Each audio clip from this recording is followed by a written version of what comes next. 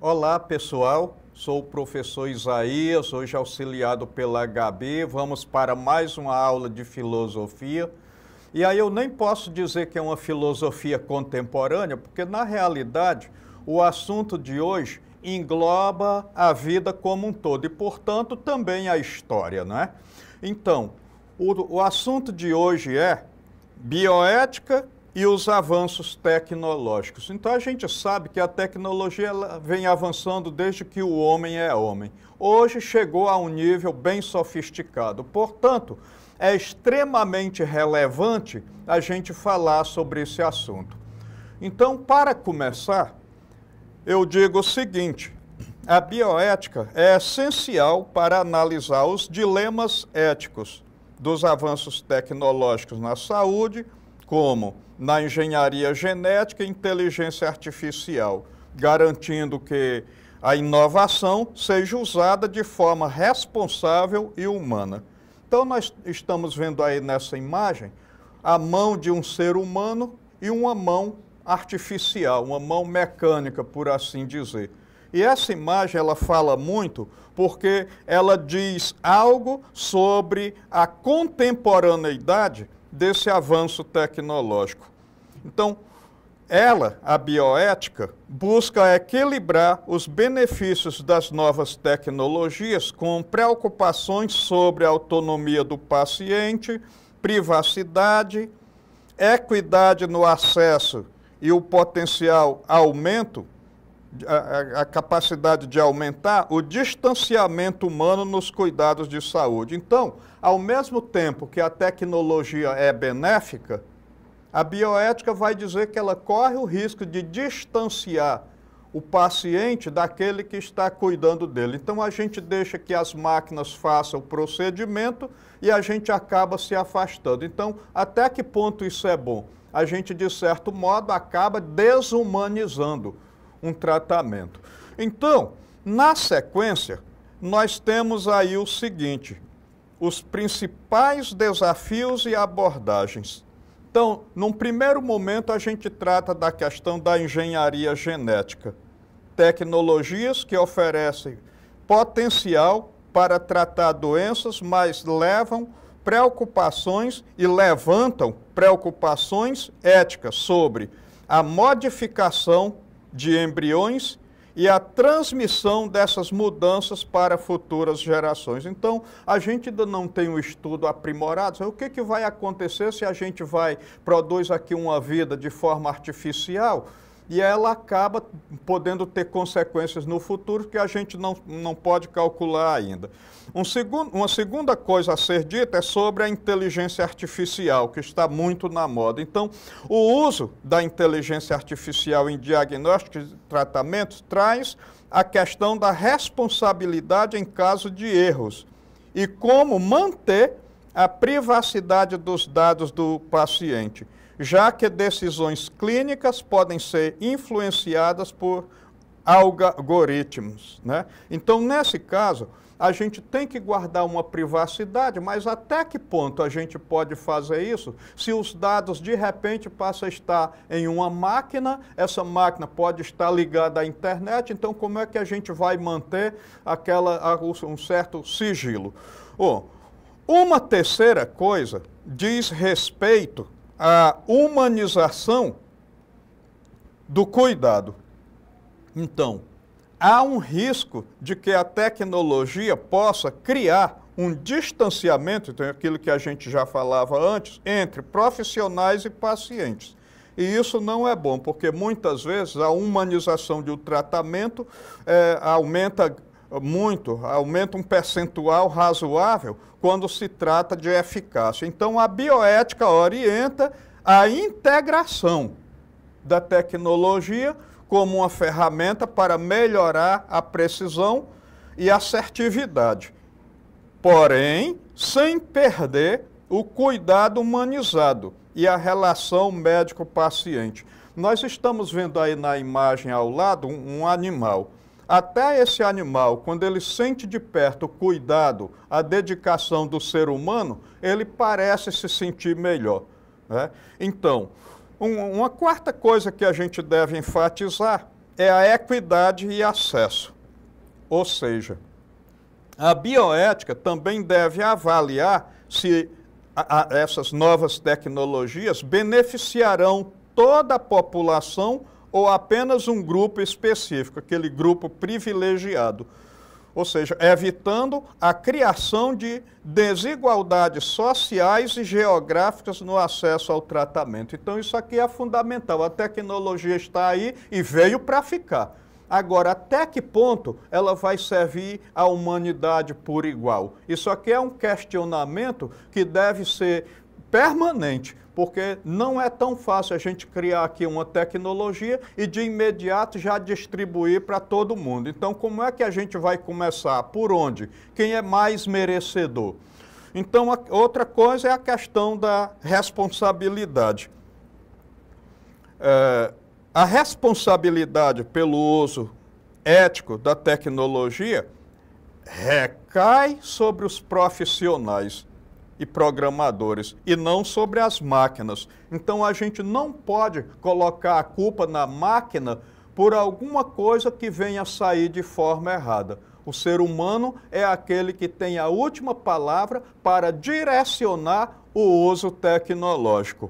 Bom, é crucial obter o consentimento informado dos pacientes, garantindo que eles compreendam os riscos e os benefícios das tecnologias utilizadas. Então, eu não posso chegar como profissional e utilizar uma tecnologia sem passar nenhuma informação das possibilidades, dos prós e dos contras ao paciente, que vai ser objeto do meu tratamento. Então, muito bem. É por isso que vale a pena a gente pormenorizar os destaques de pontos positivos e de pontos negativos. Então, aqui nós vamos começar pelos pontos positivos, ou pelo menos por aquilo que eu acho que sejam os pontos positivos. Então, a primeira coisa, diagnóstico e tratamento mais precisos. Isso aqui eu acho que está fora de discussão. A máquina ajuda muito o ser humano a fazer diagnósticos mais precisos e, portanto, com a possibilidade de maior eficácia num tratamento. Melhora do acesso à saúde. Então, como os procedimentos podem ser feitos, inclusive, de forma mais rápida, então isso leva a uma abrangência do uso da melhoria na saúde. Aumento da longevidade e da qualidade de vida. Então, uma das coisas que o avanço tecnológico leva é justamente a isso, a gente prolonga a vida, e não se trata apenas de um prolongamento, é um prolongamento de vida com qualidade, e isso é fundamental. Avanços na pesquisa. Então, é claro que a tecnologia, ela diz alguma coisa sobre o avanço nas pesquisas e é responsável por fazer prevalecer esse avanço.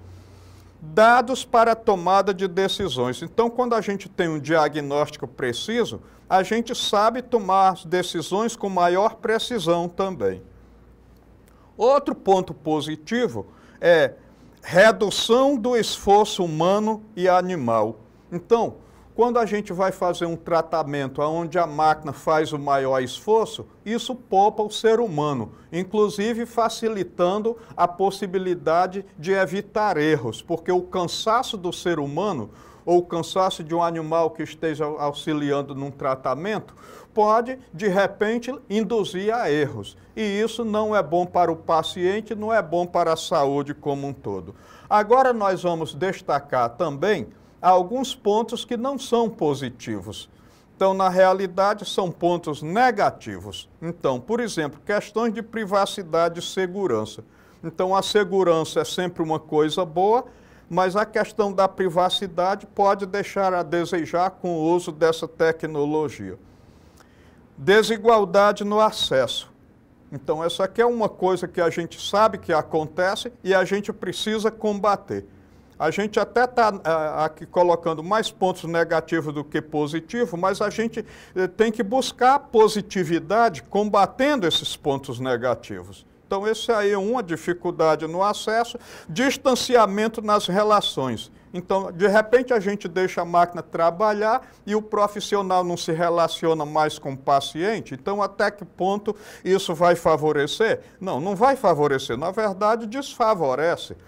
Dilemas com inteligência artificial. Então, é claro que sempre tem a possibilidade dos efeitos colaterais, digamos assim, quando a gente faz o uso da tecnologia.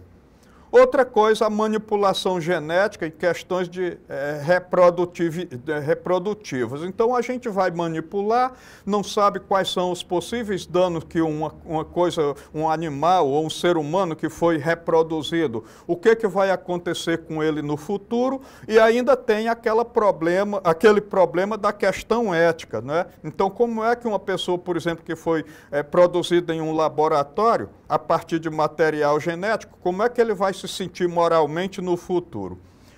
Judicialização da saúde. Então, tudo tem que estar fiscalizado por regra, por leis. Então, isso muitas vezes assusta o profissional.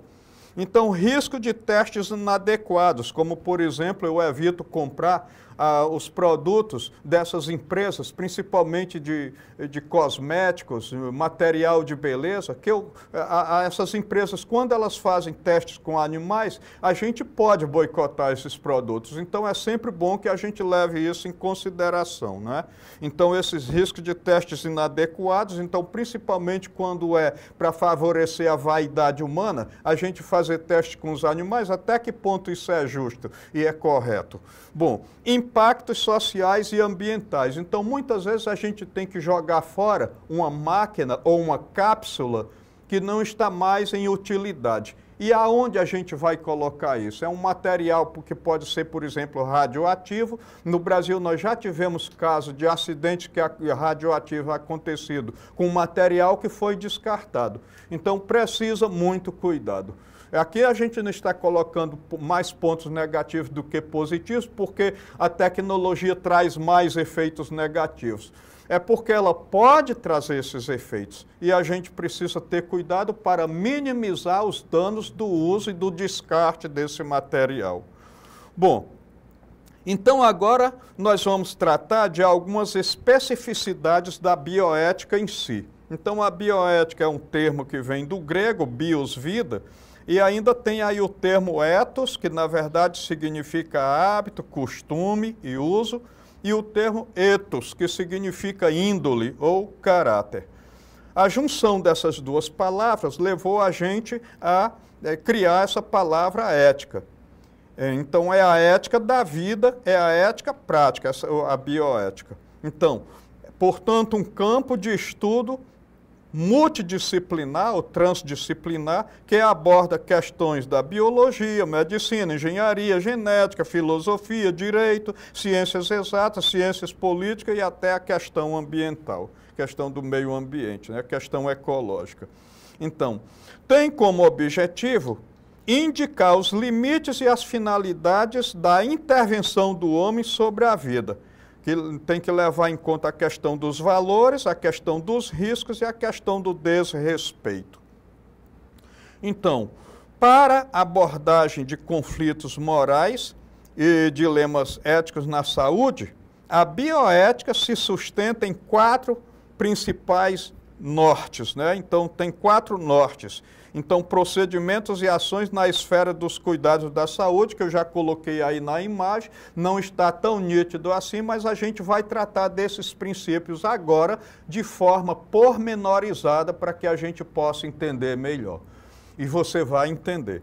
Então, primeiro nós temos aí o seguinte, o princípio da beneficência. Relaciona-se ao dever de ajudar aos outros, de fazer ou promover o bem a favor de seus interesses. Reconhecer o valor moral do outro, levando-se em conta que deve maximizar o bem do outro. Possivelmente, pode-se reduzir o mal. Deve-se avaliar os riscos e os benefícios potenciais, individuais e coletivos, e buscar o máximo de benefícios, reduzindo ao mínimo, né, os danos e os riscos. O segundo princípio é o princípio da não maleficência. Implica no dever de se abster de fazer qualquer mal aos outros, de não causar danos ou colocá-los em risco. Deve-se avaliar e evitar os danos possíveis, Não basta boas intenções de não querer prejudicar, ou seja, não basta boa vontade. O pessoal tem uma brincadeira que diz que de boa vontade o inferno está cheio. É preciso evitar qualquer situação que signifique riscos para a vida que está sendo manipulada. Então isso é fundamental. A gente não basta querer que uma coisa saia bem e evitar o mal. A gente tem que tomar as atitudes necessárias para que a coisa saia da melhor forma possível. Um terceiro princípio é o princípio da autonomia. Então isso diz respeito à autodeterminação ou autogoverno, ao poder de decidir sobre si, que o paciente tem. Então, preconiza que a liberdade de cada ser humano deve ser resguardada. Ela é limitada em situações em que pensar diferente ou agir diferente resulte em danos para outras pessoas. A avaliação da autonomia só é eticamente aceitável quando o bem público se sobrepõe ao bem individual. Não nega a influência externa, mas dá ao ser humano a capacidade de refletir sobre as limitações que lhe são impostas. Então eu posso, mas não posso tudo. Eu sou dono da minha liberdade, eu sou dono da minha vida, mas eu não posso fazer da minha vida o que bem entendo. Agora nós temos aí o quarto princípio, né, que é o princípio da justiça. Relaciona-se à distribuição coerente e adequada de deveres, de obrigações, não é? E benefícios sociais de qualquer ação que manipule a vida. Então, quando a gente pratica uma ação, tem que levar em consideração o bem de todos. É claro que a gente, em determinadas situações, a gente vai ter que priorizar alguém, mas o ideal é que seja com a intenção de favorecer igualmente a todo mundo. O trabalho humano deve ser praticado com critérios socioambientais, o que favorece a vida nas suas múltiplas formas. Então a gente tem que cuidar do ser humano, tem que cuidar dos animais e dos vegetais. As nossas decisões, quando se trata do uso da tecnologia, devem levar em consideração a vida na sua amplitude. Muito bem. Então agora nós temos aí uma frase de um teólogo, filósofo, que diz o seguinte: quando o homem aprender a respeitar até o menor ser da criação, seja animal ou vegetal, ninguém precisará ensiná-lo a amar o seu semelhante. Então, o Albert Schweitzer, ele vai dizer isso por quê? Porque ele vai seguir as pegadas de Immanuel Kant, aliás, eles são mais ou menos contemporâneos, que dizia que nós podemos julgar o coração de um homem pela forma como ele trata os animais. Isso é de suma importância porque a vida ela deve ser manipulada com respeito, seja qual for a forma de vida. E Tom Hegel, que é outro pensador também norte-americano, ele segue na mesma direção. Respeitar toda e qualquer forma de vida do mesmo jeito, com a mesma intensidade, com o mesmo ímpeto. Muito bem, então agora, depois dessa reflexão toda, nós vamos trabalhar a seguinte atividade.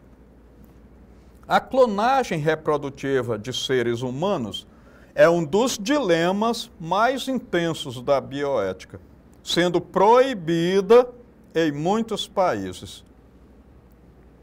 A principal preocupação ética em torno dessa prática está relacionada a, letra A violação da identidade individual e da dignidade humana, transformando a vida em um produto. Então, a questão que está colocada aí, a gente, ao manipular a vida, a gente está tendo o devido respeito? Letra B, a possibilidade técnica de realizar o procedimento de forma segura. Então, há essa impossibilidade da gente não... Possibilidade ou impossibilidade, qual é? A gente sabe que nem tudo é possível, mesmo quando a gente usa a tecnologia. A gente só aprimora aquilo que é possível. Letra C. A ausência de utilidade terapêutica, já que não oferece benefícios médicos comprovados. Então, o uso da tecnologia não oferece, assim, uma eficácia maior, a utilidade não é bem-vinda porque não vai acrescentar muita coisa, é isso mesmo? Ou é ao contrário disso? Letra D. O potencial aumento da taxa de natalidade gerando superpopulação. Bom, a gente sabe que isso pode ser uma consequência, mas é a principal preocupação? É essa a principal preocupação? Ah, vai aumentar a população, o mundo vai ficar superlotado, não vai caber mais ninguém. É essa a principal? Bom, letra E, dificuldade de acesso à tecnologia e seu manuseio por profissionais de saúde em áreas remotas. A gente sabe que isso é uma verdade, pode acontecer, mas é também a principal preocupação? É essa a questão. Bom, então eu acho que depois de tanta conversa, a gente já deve estar bem direcionado para saber qual é a resposta adequada a essa questão. Então vamos a ela? Olha aí, a letra A. Então, a maior preocupação é a violação da identidade individual, da dignidade do ser humano, transformando a vida em um produto, em uma mercadoria ou uma coisa que a gente faz e pode desfazer. Então, essa deve ser a maior preocupação. É uma preocupação profundamente ética.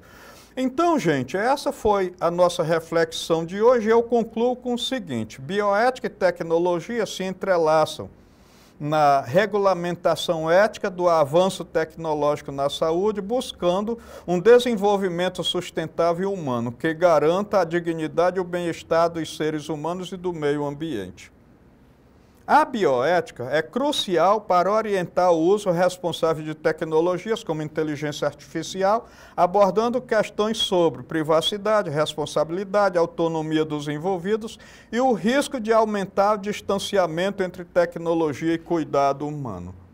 E, finalmente, a bioética oferece os princípios para a tomada de decisões éticas em questões relacionadas à vida, especialmente no uso da tecnologia em função da saúde humana e do meio ambiente.